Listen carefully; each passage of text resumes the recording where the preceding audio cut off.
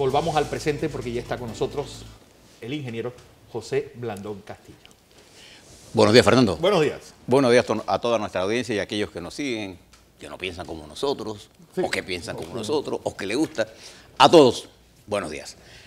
Oiga, a usted que le gusta tanto el rock and roll, dice que yo no siendo experto en música, pero sí estudié en los Estados Unidos y Puerto Rico cuando este movimiento dio origen a una revolución cultural en los Estados Unidos. La contracultura, más bien. Exactamente. Pero influyó en todo la sociedad norteamericana y que después se hizo mundial con la aparición de grupos musicales extraordinarios con un peso específico en el mundo.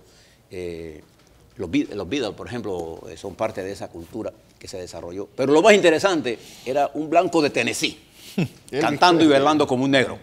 ¿Ah? Elvis Presley. Elvis Presley. Y dio origen a todo el movimiento que posteriormente, en los años finales 50-60, sería el movimiento de liberación femenina, que pasó primero por la etapa de la liberación sexual. Recuerda que los Estados Unidos es una sociedad básicamente conservadora y moralista, pero una moral extraña, porque un tercio de los niños en Estados Unidos, igual que aquí, nacen fuera del matrimonio, ¿no? Entonces es una moral tartufiana, para decirlo en una forma jocosa. Pero las mujeres eran reprimidas y viven un proceso de liberación que fundamentalmente fue una especie de libertad sexual que después se convirtió en un movimiento poderoso y que después va a generar las grandes marchas por la paz. Es que no solamente eso, sino que el rock and roll también sirvió para lo que fue la integración de negros y blancos. Claro. Es decir, no se puede entender los años 60 si no es a través de la música, más que de la literatura. Es que aquí ando en un punto. Es el peso de la cultura.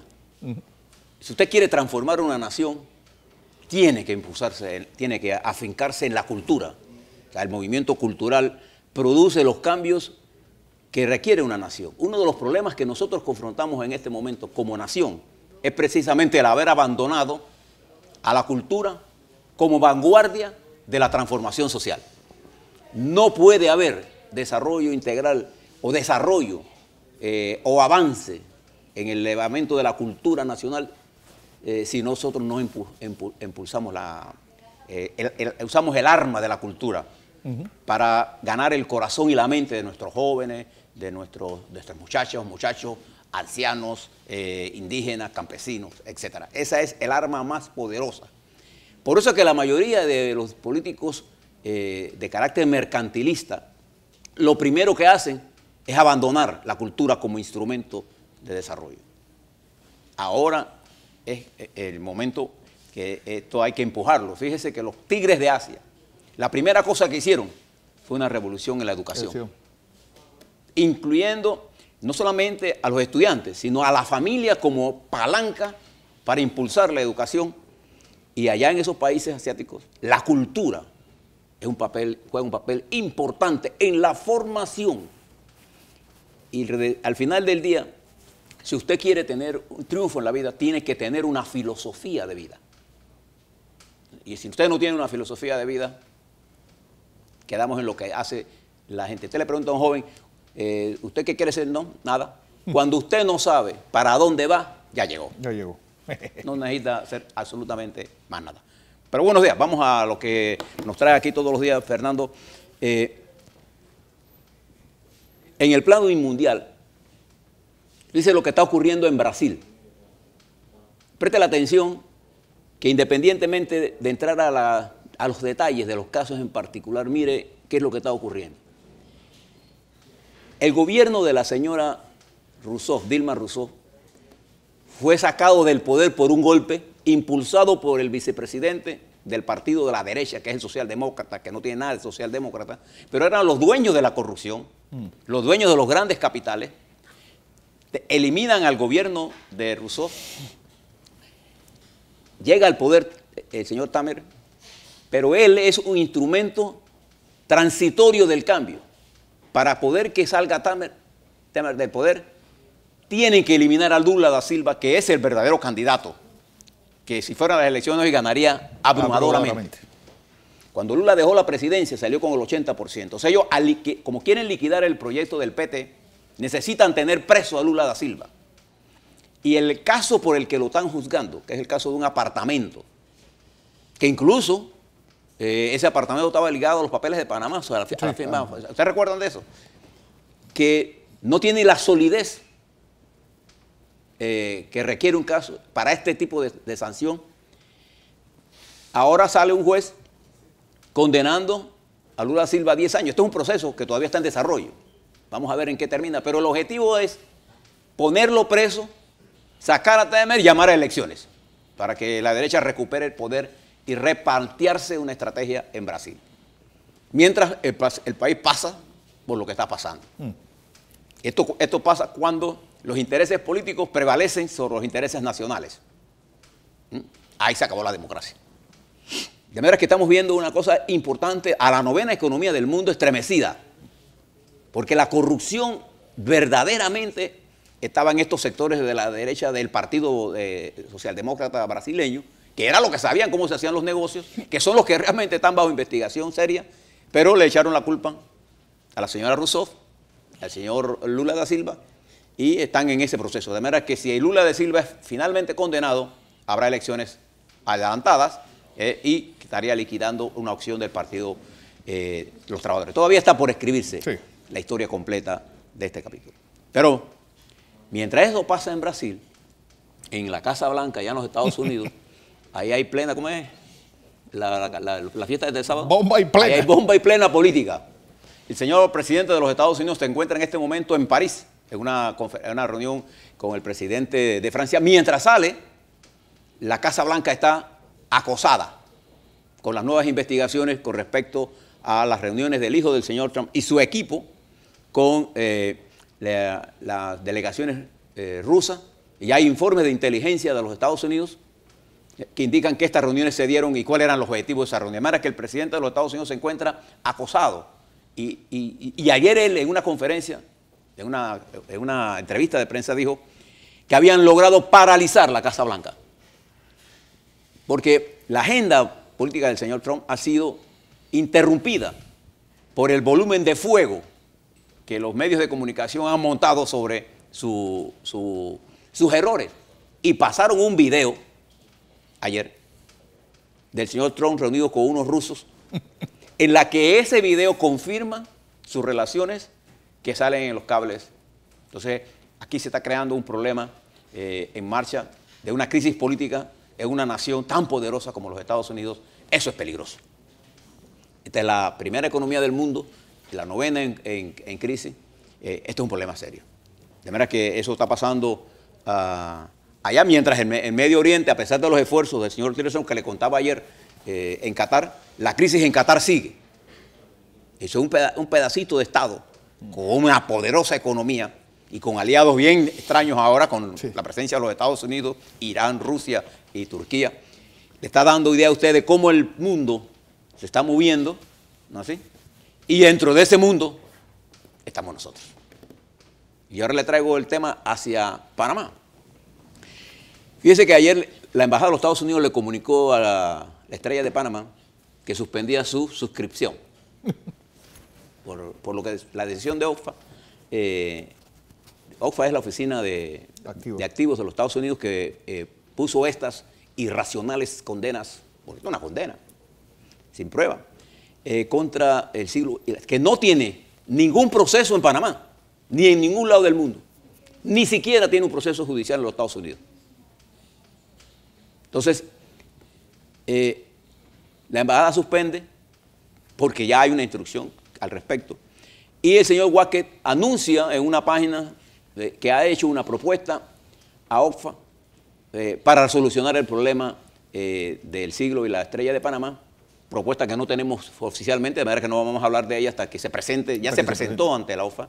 Me imagino que en el día de hoy tendremos la luz verde para decir de qué se trata. Y esa propuesta tiene la intención de seguir manteniendo a la Estrella de Panamá y el siglo. Ojalá eso se haga. Y debo reconocer hoy que a mi crítica de ayer al periódico La Prensa, por el nivel ¿cómo se llama?, de ignorancia, para decirlo de una forma dramática, le dio a este tema, que lo puso en un pedacito ahí casi lo pone al finalito. Hoy recupera, porque este es un tema nacional. La libertad de expresión es un tema nacional, es un tema que tenemos que defender todos.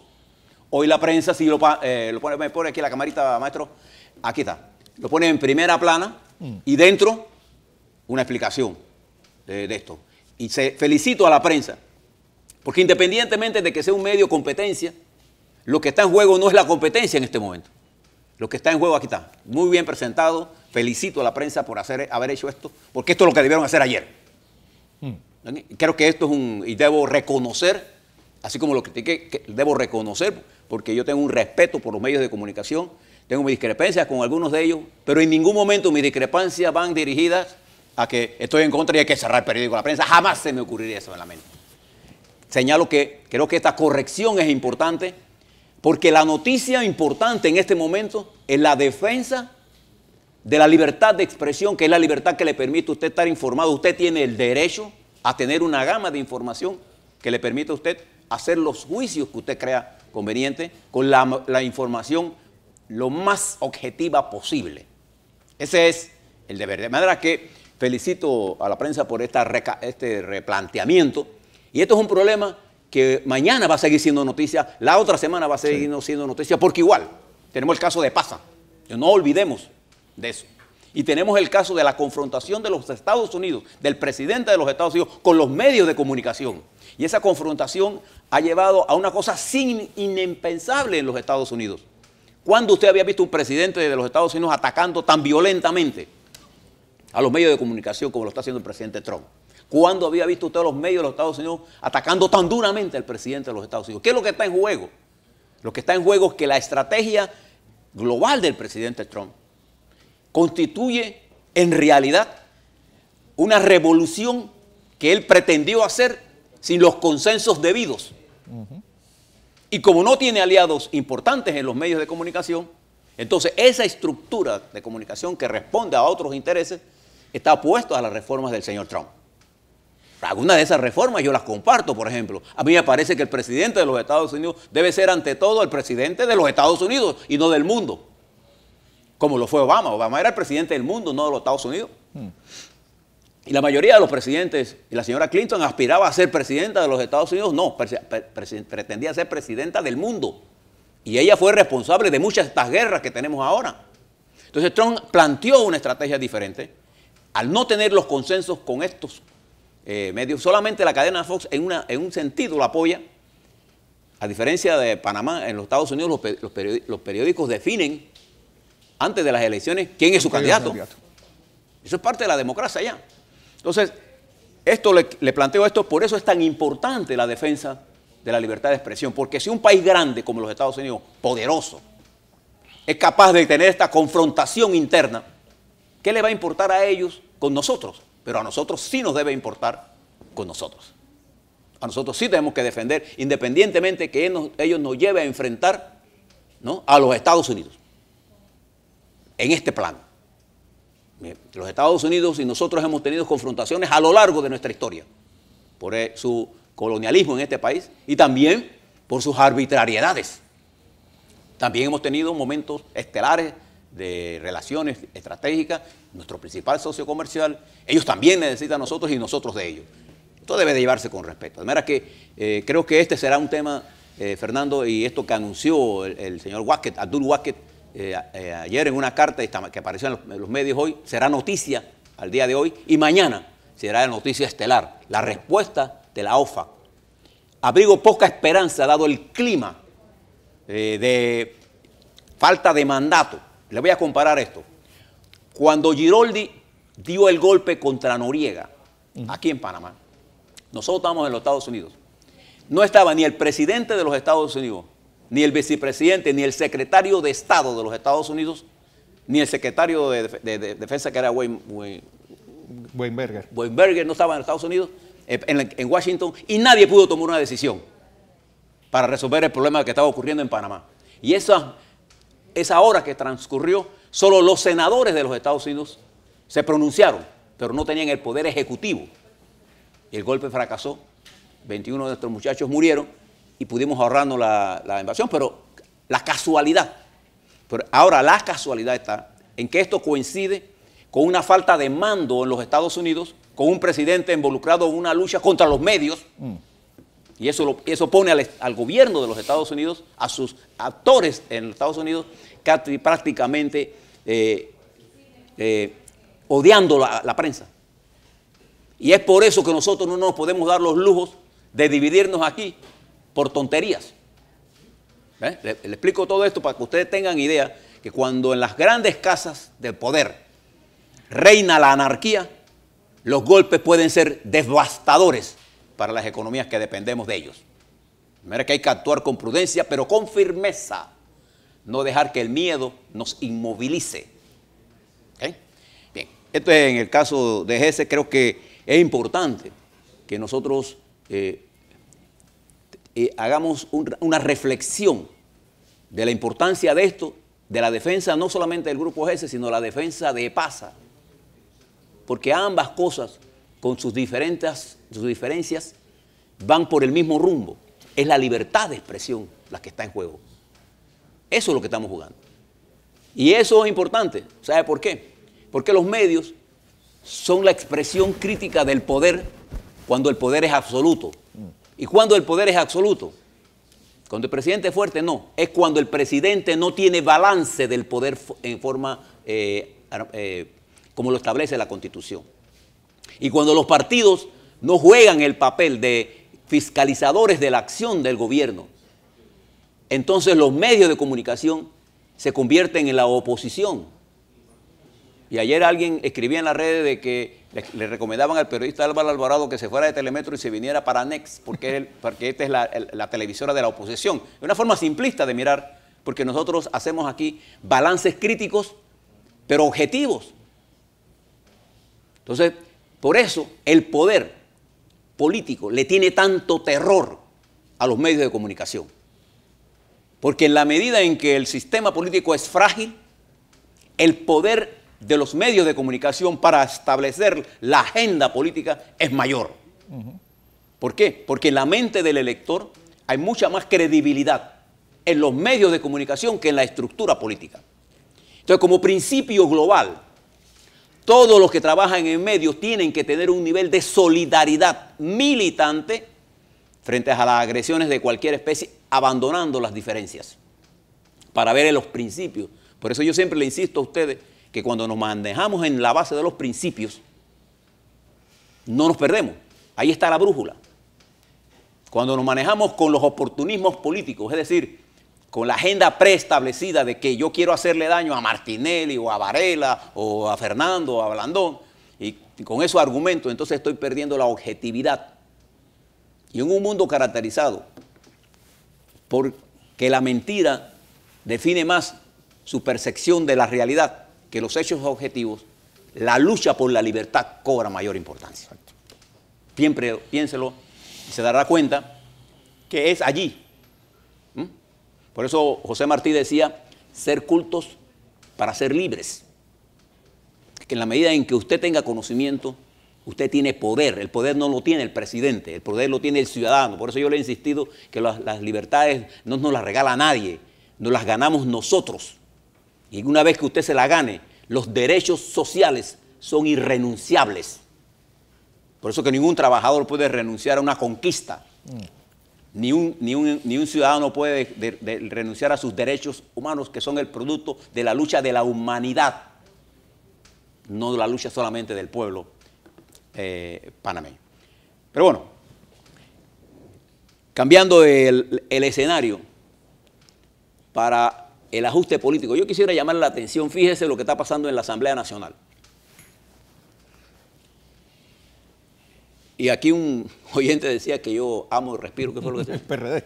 Amo y respiro. Sí, yo fui miembro formador, ¿cómo se llama? Fundador del PRD. Y fui parte de esa dirección, de ese colectivo. Años de mi vida que invertí, de la cual no me arrepiento. Y fui parte del equipo político y ejecutivo del general Torrijos.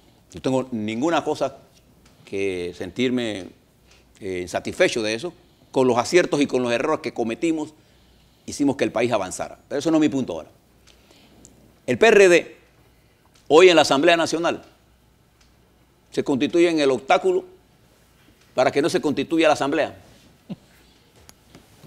Si tú estás discutiendo tonterías, hombre, si quiere ser miembro de la comisión, sé miembro de la comisión. Deja que la Asamblea se instale. La dirección del PRD debe permitir que la Asamblea se instale lo más rápidamente posible. Hay muchas cosas que van a ir al debate. Necesitamos revisar la ley electoral para resolver los vacíos y los desaciertos que la ley actual, como fue aprobada y refrendada por el presidente, tiene. Y recuerden, nada más faltan 10 meses para voltear la página del proceso electoral. De hecho, ya estamos en pre-campaña. Y hay cosas que no están muy claras. Y al no estar claras van a ser reglamentadas por 3 hombres al margen del debate, que son los miembros del Tribunal Electoral. Entonces yo les recomiendo al PRD que no boicotee la formación de las comisiones. Y si no quieren ser presidente de ninguna comisión, no lo sean. Pero deje que se establezca esto, porque hay que mirar, hay que establecer un par de legislaciones importantes en este país. Hay que ver la ley de contrataciones públicas. Hay que mirar alguna legislación que nos permita ver qué vamos a hacer con el IDAN. Y ayer yo les recomendaba a la presidenta de la Asamblea y a la directiva que vayan a Chorrera y a Arraiján para que ustedes vean el drama que hay ahí con el agua. No, si quiere váyase aquí a la 24 de diciembre para que usted vea el problema que es el agua. Y usted cuando abre el grifo aquí en la capital, usted tiene agua todos los días, usted no tiene idea de lo que significa cuando una comunidad no tiene agua. La señora, el señor regresan a su casa y cuando llegan a su casa los servicios están llenos de excrementos, no hay agua para cocinar, los niños están llorando, no se pueden bañar. Eso es un drama. ¿Cómo usted piensa que esa gente va a tener una posición positiva si una cosa tan sencilla como esta? Y no es por un problema de recursos del Estado, es que estamos invirtiendo millones de dólares, pero no tenemos una institución como el IDAN. Ayer un muchacho de los periódicos de Pasa me hacía una entrevista sobre esto. No tenemos una institución en el IDAN con la suficiente fuerza y capacidad técnico-administrativa y autonomía financiera para hacer esto, pero seguimos manejándonos con demagogia. Por ejemplo, ¿qué demagogia? En cada punto estamos estableciendo plantas. Estamos produciendo cuando no somos capaces de manejar la producción que tenemos. Y a cada vez que abren una planta nueva significa costos de operación y mantenimiento. Con una empresa como el IDAN, destruida, sin estructura financiera, sin tarifas adecuadas, porque esa es parte de la demagogia. Agua para todo el mundo, ¿y quién la paga? ¿Cómo recuperamos la inversión para tener mantenimiento? El IDAN tiene apenas unos cuantos millones de dólares para una planta de miles de millones, de decenas de millones, centenares de millones de dólares en producción de agua. Pero en distribución se pierde casi el 30-40% por robo, por roturas. Chorrera tiene un mal sistema de abastecimiento de agua pésimo. Arraiján. Hombre, pásese. Yo le dije a la presidenta, vaya allá y siéntese allá, habla con la gente. Vivan un día allí y no se bañen para ver qué van a hacer, hombre. O sea, no es un problema de disponibilidad de recursos, es un problema de administración de los recursos que tenemos y de prestarle atención a la gente. Únale ese problema del agua a los constantes apagones que estamos teniendo en estas áreas. Entonces, ¿qué pasa? Usted llega a su casa, cuando hay agua no hay luz. Y cuando hay agua y luz, la luz comienza a tener fluctuaciones y se le va el televisor. Y se quema. Entonces usted tiene que llevar la factura. Entonces mientras llega todo eso, usted está sin televisor, frustrado. Y encima de eso, después viene el robo. Esa es la realidad. La política siempre es local. Entonces, vuelvo y reitero. Nosotros tenemos un presupuesto casi de 20.000 millones. Usted tiene que ver los recursos que el IDAN tiene disponible en millones de dólares. Y yo me pregunto, ¿qué tipo de IDAN queremos? Por eso yo le digo al PRD, hombre, destranque la Asamblea y discutamos la ley del IDAN abiertamente, de cara al país. Y yo les sugiero que vamos a 5 distritos fundamentales. Colón, San Miguelito, Panamá, Arraiján y Chorrera. y después le damos un peine al país. Usted va a Chitré, es el mismo problema que le estoy diciendo. Usted va, por ejemplo, a las playas, el mismo problema que tenemos. Cuando es sequía, porque no hay agua en los ríos. Y cuando llueve, porque el agua está turbia y las plantas no tienen capacidad de turbinado para manejar las impurezas del agua. Y estamos construyendo más plantas. Sin hablar del alcantarillado. Entonces ahora a alguien se le ocurrió la idea, fíjese, nosotros somos un país tan extraño, un país, por ejemplo, que dentro de 2 años va a tener una importante contribución en minas, y nosotros no tenemos un ministerio ni de transporte ni de minas. No. ¿Qué es Panamá? Un país de transporte. Y aquí no hay un ministerio de transporte, hay 5 instituciones que manejan el transporte, que ninguna se habla. Y esto es un caos. Pero tenemos un montón de secretarías que no sirven para un cariño, ¿no así? Pero el Ministerio del Transporte, que es vital para este país, no lo hemos creado. El IDAN, hay que modernizarle, señores diputados. Entonces, en vez de estar peleando pendejadas de espacios y de quién es el presidente, porque el presidente gana $1000, mira en qué, cuando nosotros discutíamos el problema del canal en el PRD, de aquella época, el salario de nosotros era de $700 y nadie estaba pensando en que iba a ganarse de nada. Usted puede mirar a los policías y a los militares de alto rango antes de la muerte de Omar Torrijos y usted va a darse cuenta que ninguno salió ahí siendo millonario. A todos los que comenzaron a decir que el gobierno militar era, mire lo que está pasando ahora. Compare nada más. Entonces nosotros tenemos que rescatar esto. Pero tenemos que hacer que esa asamblea que está encerrada allí, esa que están viendo ustedes en las imágenes, se vaya a Chorrera, se vaya a Raiján, se vaya allá a la 24 de diciembre. No el presidente, la asamblea. A discutir con las comunidades, de tú a tú, aguantarse la sacadera de madre que le van a dar. Porque es una angustia. Chorrera es uno de los circuitos electorales más fragmentados. 18 corregimientos. Pero no solamente en materia de corregimiento, Fernando, en materia política está fragmentado por la cantidad de problemas que hay allí. Arraiján, pero estos son, ya no son, ¿cómo se llama? Pueblos. Estas son urbes metropolitanas con problemas de pueblos subdesarrollados. Una sola fuente de agua para suministrar. Yo no sé si usted tiene una idea de lo que estoy hablando, pero váyase a Chorrera y párese un cerro de eso y mire la expansión de Chorrera. Y póngase a pensar lo siguiente, la toma de agua de Chorrera, que está por casa acá, por donde está la toma en Las Mendoza. Las Mendoza. Cuando hay una ruptura, como no hay tanques de reserva, donde se rompe esa tubería, todo el sistema se da al cariño. Porque es muy difícil mantener la presión hidrostática si no tienes tú fuentes alternas para mantener el equilibrio de ese sistema. Entonces, al irse del sistema, se rompe todo y cuando viene, tiene que meter agua a alto volumen y cuando hace que revienta las cañerías. Entonces, ese es el drama. ¿Qué ciencia hay aquí? Es un problema de sentido común. Y termino diciéndole Es que mira lo que te escriben. Dile a Blandón que de qué vale la pena que la directora venga a ver los problemas del agua. Ella vino a La Valdeza, donde se ve el agua todos los días por horas, y solo se reunió con la promotora ignorando a la comunidad. Pero es que el problema que tenemos es que mire, ¿por qué yo digo que tienen que ser los diputados? Fernando, yo trabajé en el gobierno, le estaba hablando, a mí me tocó ser director del IRRE, y nosotros íbamos a la comunidad. Cuando hicimos el incremento de tarifa, fuimos de pueblo en pueblo explicando por qué iba a aumentar la tarifa. Usted ve ahora a los funcionarios públicos aumentan la tarifa, le importa un cariño lo que están haciendo. Pero no es el problema. ¿Por qué los diputados sí lo pueden hacer? Porque ellos piden voto, pero los ministros, ninguno ha pedido voto. Y tienen un desprecio por la opinión pública. Porque es que ese esfuerzo de discutir, Fernando, hacer política en Los Santos es fácil. La gente te trata bien, te llevan, te dan un sancocho de gallina, te tratan bien, bollo. Anda a hacer política en Colón para que tú veas el rofeo que te va a ganar. San Miguelito. O en San Miguelito, o en Chorrera. Gente alzada, pero no alzada contra el gobierno, al contrario.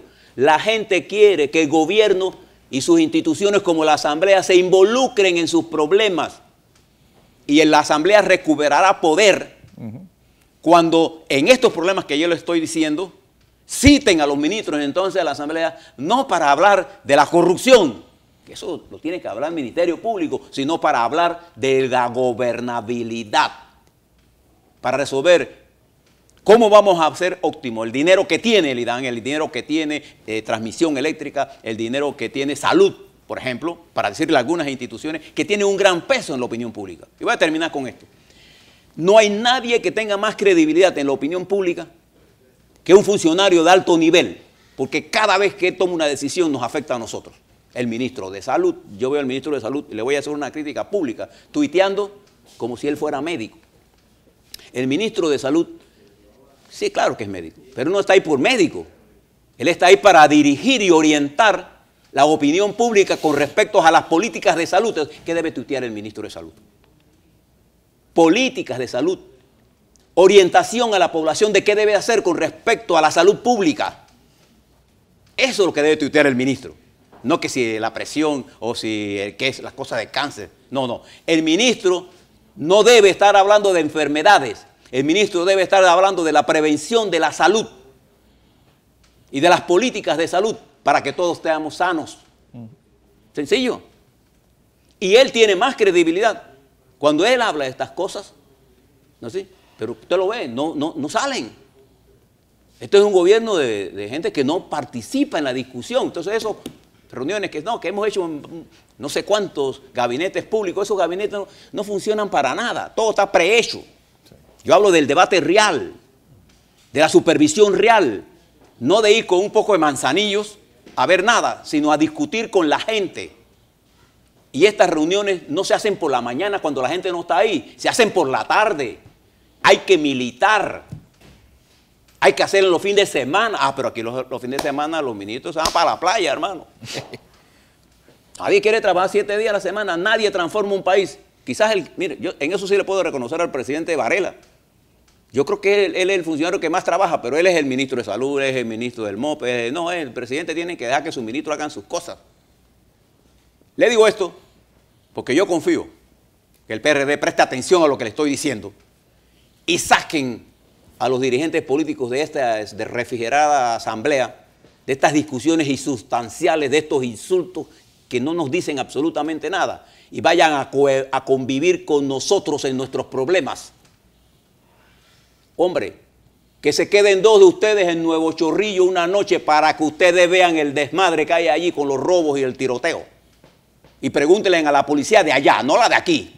No a los compañeros dirigentes de la policía, no. Pregúntenle a esos policías que están allí sin transporte, bajo la lluvia, moviéndose de lugar a lugar, sin las protecciones adecuadas,